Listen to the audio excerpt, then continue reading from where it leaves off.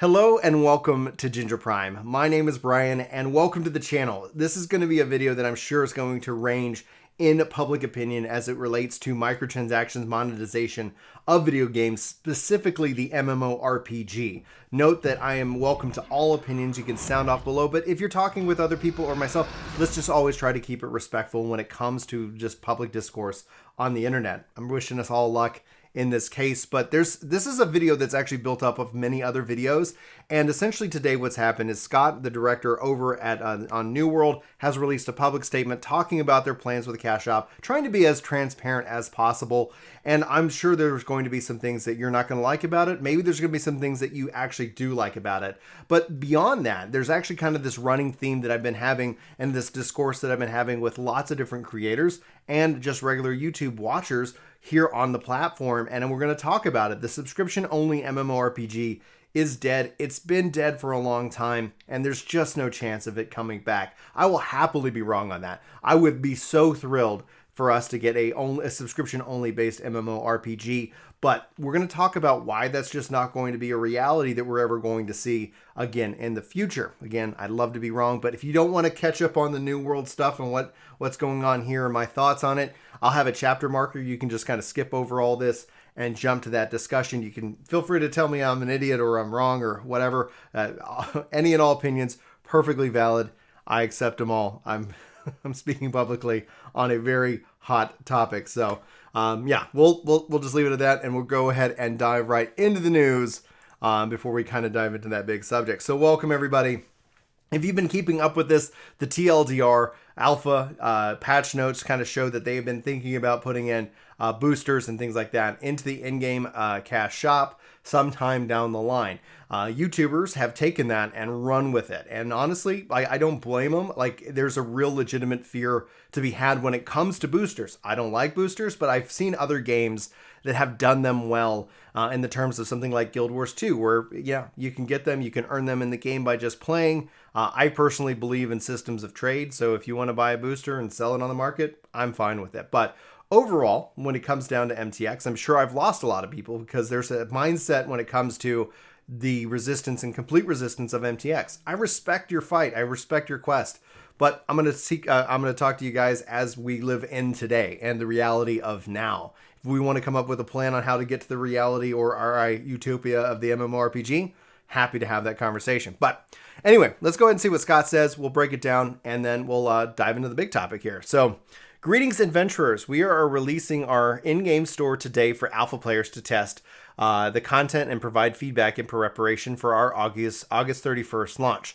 The store will allow in-game purchases for cosmetic items outside of our deluxe edition and pre-order bonuses. And we've received a lot of feedback already. Yeah, that's a fact. And believe that it's important to make the store visible now for players to experience and test fully or directly. Items in the store during alpha will be purely cosmetic and provide no gameplay advantages. So obviously, when you look at this line, it's easy to sit here and say, well, like, they're only saying that this is just cosmetic during the alpha. This voice crack. Can we get a counter on that, please? Provide gameplay advantages. As the game evolves, we may add new categories of store items based off our players' desires. We may make the mistakes, which is why we're testing and engaging with our community to solicit feedback. And the alpha store test will include an example skin, an emote, and dyes. And these are not the exact items that we will sell when live, but give you an idea of the type of flavor. So first and foremost, the reason why in-game cash shops ultimately are bad in terms of design is because it incentivizes that kind of play. Now, they're going to go further on in here and I'll cover it, but that's where I stand. I don't like buying things, in the terms of the MTX and the cash shop. However, that's not to say that I'm when it comes to economics of scale and economies, people obviously do. Fortnite was a $2 billion game off of that alone. And that's the reality of the situation. I'm not going to sit here and deny that reality. So it obviously makes sense that games, especially going forward, are going to look and try to adopt these models that people are obviously spending money. The MMORPG gets strange. And again, without going further into the full subject of the post, we'll continue on. So here you can see the flex emote, the tree splitter skin, the scarlet dye, black dye, and gold dye. We think it's important to share our goals behind our in-game store design so that players can understand our intent and establish a foundation for open dialogue on this topic. Trust is absolutely key when it comes to New World and the devs. If gamers don't trust that their time is going to be respected, they're not going to invest that time. If they don't invest that time, there's going to be no real hook that when they do, or if they do, decide to go and bring in these items, that you're going to excuse it. Take World of Warcraft with Asmongold, for example. Take me with Final Fantasy XIV. Take Kira with whatever MMO they're excited about and playing right now. Like, you get hooked in, and then the game brings in these kind of microtransactions. World of Warcraft, like, vastly, like, easy to get in and spend money. Final Fantasy, less so, but just as egregious in certain areas and ways. You take in-game housing, for example, kind of putting you on the hook for your subscription fee, even if you don't want to. So I'm not going to sit here and just plan that, like, there's this perfect game that exists out there right now where you don't have to just, pay a sub. Like, you could look at Final Fantasy XI, you could look at maybe old school RuneScape, you could look at some of these older games. They exist. And yet there's not necessarily, like, the newest game, the graphics, the things that people are wanting to see. And it ends up being more of an olding or an aging kind of demographic overall for a specific genre. So our plan is for having an in-game store is to create an outlet for players who find enough value in the store items that they're happy to purchase them. If people don't purchase these items and they were spending money developing the store, like, I can easily see them rethinking that process. Now, our plan is to not and never will be to create a feeling that in-store items will be necessary or to enjoy the complete game. So they have three main goals for their in-game store: empower, expressive, and personalization. The cosmetic items sold in New World are built to provide additional opportunities for players to shape their character. Releases will showcase new dyes, apparel, and weapon skins for players to customize their characters, as well as themed decorative furnishings and an additional housing pets that players can purchase. Cosmetic items will not provide any perks or boosts or stats. If this was a subscription-based game, most likely that would be everything that's in the game. Everybody's on the same playing field. But anyway, let's move on. While the in-game store will provide additional opportunities for customization and feature unique cosmetic items, there is a wealth of visually diverse in-game loot for players to discover and earn across the tournament. At the same time, and the level of aesthetic quality, these items be found in the store. So it's going to be like, will that keep up? Will they have the same aesthetic? Like, you can already see the image right here. In-game, in-game, in-game, in-store, in-game. It's like, okay, cool. Like, oh, you want a Viking helmet? Well, it looks like you're going to have to go to the store in order to get that one. I think the fairest systems are ones that you can play the game and earn the store items by just playing the game. And I showed that and highlighted that in my last video. But yeah, let's go ahead and go on. Our goal is not to make the cosmetics offered in the store better, but different than existing gear. And we understand players work hard to get their gear and have no intention of diminishing the value of their favorite pieces. Often the in-store items are additive for role players and role players who like to change their appearance frequently, aka whales. But like, some people wail hard. I'm not telling you how to spend your money. You're an adult. You spend your money any way you want. If you're a kid and you're spending your parents' money like it's going out of fashion, you need to learn the value of $1, because at some point that's going to bite you hard. Anyway, below are some examples of gear found in the game versus purchase the store. Kind of just highlighted that.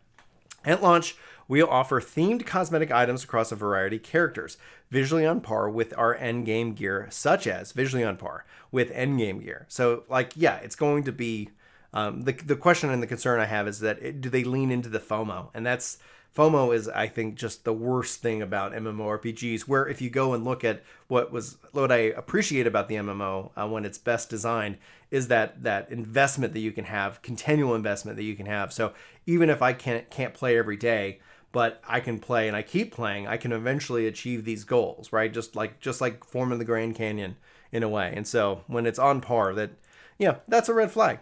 All right, themed apparel and weapon skins. Themed skins that can be applied to existing apparel or weapons that can change their visual style. Housing decor and housing pets, decorative home furnishings, and fun pets for your home. Emotes. I love emotes. I love it when they give you unlockables, and this is where I get got. That's the thing that I like in games. Now, I like when I can play the game and then purchase the emote by just playing the game, but we'll have to go from there. Dye packs. While many vibrant pigments are available to harvest dyes, additional colors will be available in the store. Cosmetic crests, new designs will be available in the store to personalize your company's insignia. We won't consider selling anything other than cosmetic items until 2022 at the earliest. So at least here's a plus. at least they're being open and honest with you. If this is a deal breaker, then let it be a deal breaker. You know, that's fine. But at least they're being open and honest with you. That's one of the things that I talked about in my other videos. It's like, I don't care if you show me your store today. In a year's time, in 2 years' time, these games are games built off of change. Things are going to change, and that's just the reality of it. Now, you want to maintain a level playing field. The in-game store content will not give players an advantage in PvE or PvP gameplay. Our goal is to not provide anything that players will be define as pay-to-win for in-game store offers. No items in the store will give players instant lifts or overall gear score, experience points, or impact territory control. No item in the store is the gate to experience the in-game mechanics, and players should never feel like they have to spend additional money to experience New World once they purchase the game, as the price of that you pay at launch lets you play the entire released game. With this statement, this gets a little bit complex, right? They've already kind of talked about, and we've already seen them reduce the overall experience on Rested from 2.5% to 3% as it accrues. Now, it didn't seem like they changed the cap, but I could be misremembering that at the moment. Regarding of whether they changed that, etc., it's really important here that when it comes down to pay to win is also a very personalized definition. People define it as paying for power, and I think everybody can agree on that aspect, but other people have different definitions of pay to win. And when it comes to PvP, if me skilling you is a way for me to essentially win, because now we can create better weapons, and thus, even though we didn't buy those better weapons, we added access boost, then we get that. And that's where boosts, I think, are wrong and should be avoided. But let's go ahead and continue on, because they get a little bit more detailed into this right now. Now, while a tournament would be full of veteran players, we anticipate new players landing on its shores for years to come, well after launch, and we consider ideas for items that influence mechanics like rested XP, both through the store and earned in-game. So, if you can earn the thing and the boosts, etc., by playing the game, that I think puts everybody on the same playing field. If players are coming in and wanting to catch up, ideally the experience is designed so the leveling experience is fun throughout.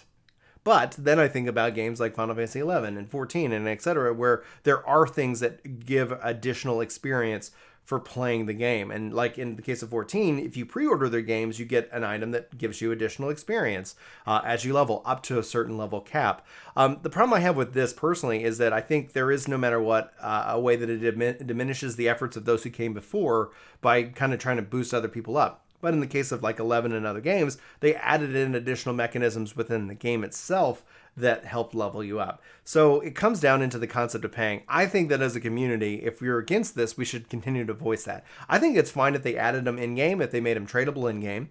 I'd be fine with it from just a degree of if they were purchasable with money, but then were tradable on the market so that you could pay for that. And that's just kind of a way of helping to kind of offset RMT in these kind of games. Because if you don't have a way to offset RMT, you're just only encouraging RMT, and that's just the nature of it. RMT will never be defeated, but you can definitely like weaken it by certain methods in your in-game economy. All right.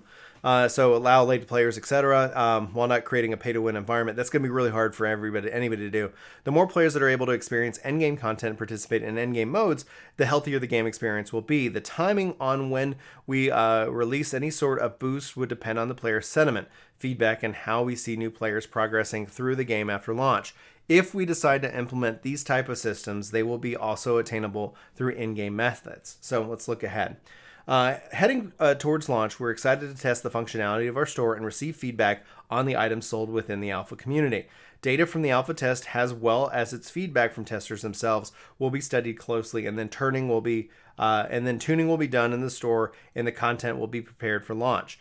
At the launch of New World is just the start. We plan to constantly ship game updates with new content drops for years to come. And we hope that you'll join us on the shores of Eternum when New World releases on August 31st. So thank you for all the help and support. Scott. Now we're going to just cut this to just cam in this case, no fancy UI or whatnot. They've also talked about expansions. They've also talked about a battle pass for the game itself. And this is a perfect time to kind of really get into the concept of the MMO subscription only, version. That monetization system is gone. And my heart goes out to those who wish it would return, because I think it's the most fair model. It's the most fair model. We all put in our subscription and we have access to the game, and that subscription covers things. But that subscription price, and for a few reasons, let's just state this very clearly. So if you're still here with me, I don't know, so write hooty hoo or bloop bloop bloop in the comments so I know you made it this far. Gamers would pay for great content. Gamers would pay for great content. Like, that is the mantra. Like you say, the subscription can come back. Absolutely. Gamers would pay for great content. But now let's look at that. It's not just the initial serving of great content. It's the continual release of great content. So you, in theory, have a MMORPG that releases great content that it's exciting that you want to play. And then they keep releasing great content that's exciting that you want to play. That is the model in which that the subscription MMO only could exist. And there's only a handful of companies that can pull that off here in 2021. And the reason is that subscription-based MMOs or MMORPGs don't exist in a bubble anymore. We've seen the rise, and we're going to continue to see the rise of free-to-play and or freemium style games. This isn't me cheering it on. This isn't me just saying, accept it. This is me just communicating the reality of gaming as it exists today in 2021. Again, I would love to be wrong. I would love to be wrong, but this is just me telling you the truth. So let's continue forward. So only a handful of companies could do great content, consistent. Those would be Microsoft, Sony, Square, Blizzard, Amazon, Google if they got their act together. But like, and the odds that any of them want to or could really are rare. Like, I'm talking about a bigger investment, because not only that, the subscription acts as a barrier. So a lot of new players might be hesitant to check it out, and they're going to let it lit. They're like, I'll see what happens in a year. It's the same mentality I have with the new like hot series. Let me know when season 2's out. That way I don't get addicted to season 1 and then they have some kind of cliffhanger that never gets resolved, right? It's a very, I understand the mindset of waiting to see how a game performs. Hype's going to drive people into any new game, and then eventually they're going to either go back to their old games or they're going to go play something else. Halo Infinity is launching this year with a free multiplayer mode. More and more games are going to be following that mindset.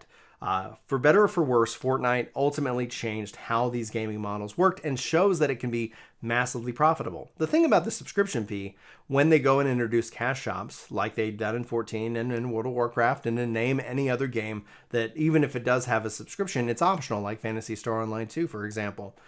These are all games that are supported, and what happens when they remove the only aspect of the subscription, their profits soared. People spend money on this. Just like I argued in my last video, they spent money on RMT, arguing the rose-colored goggles past version of these games is fine and well, and I'm glad you believe that, but it isn't reality. It isn't how games exist and how they function from a business model. Yes, these models encourage the developers to obviously funnel money into what is bringing in money, and ideally some of that money goes to funnel back into fun games. Games are good. If games are good, gamers will pay to play.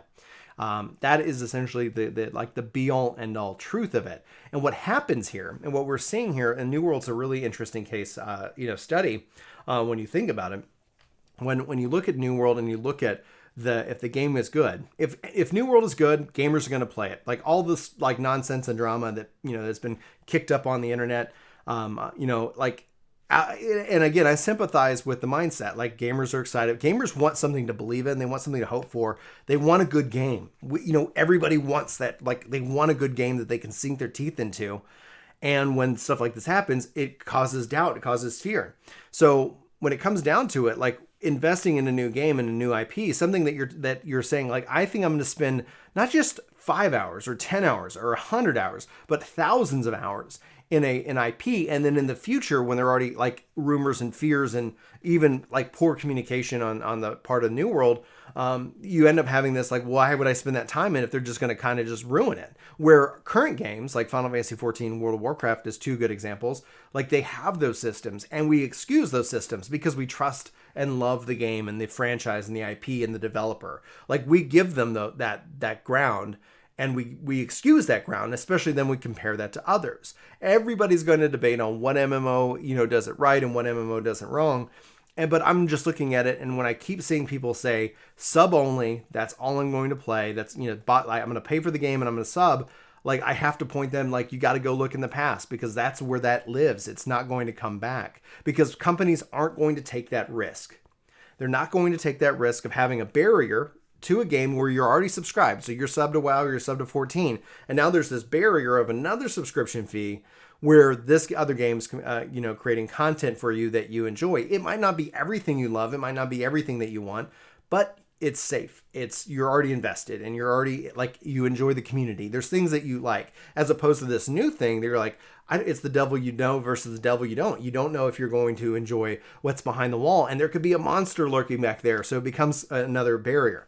Then on that fact is that then it's asking you to keep ponying up, and that's asking the developers have to deliver quality content that you want to pay to make the subscription model work. And furthermore, why this is not even going to happen is that not like subscription numbers are going up.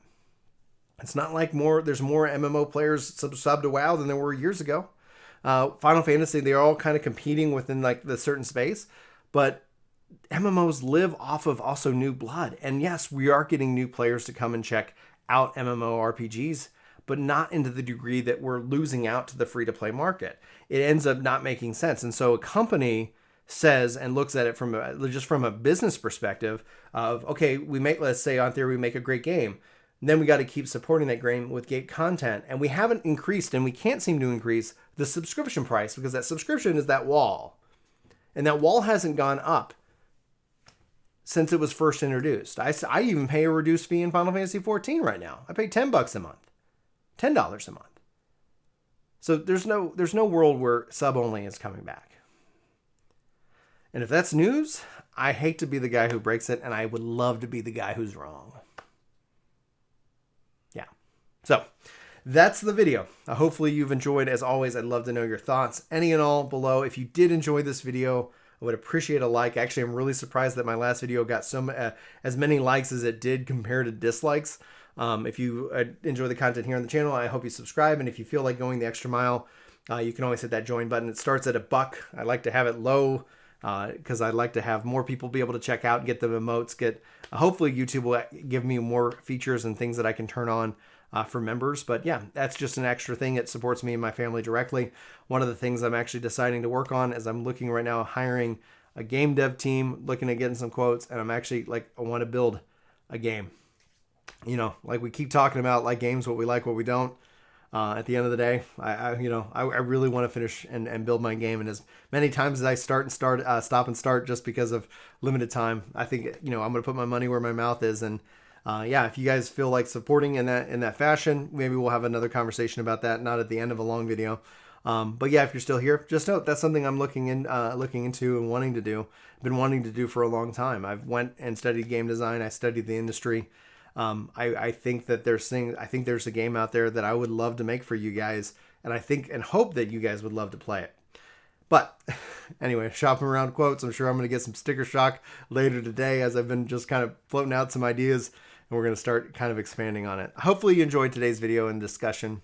Like I said, I appreciate you for being here, and I appreciate respectful and respectful comments below. If anybody's being disrespectful, just love them. Just give them the best, give them a nice comment. Just try to engage positively. You're not going to change people's minds with a well or quick worded comment in the comment section. So that's just my philosophy, guys. But for Ginger Prime, my name is Brian. Thanks for being here. Love you faces. Hopefully you have a fantastic day. I hope to see you in my next video. But until then, take care.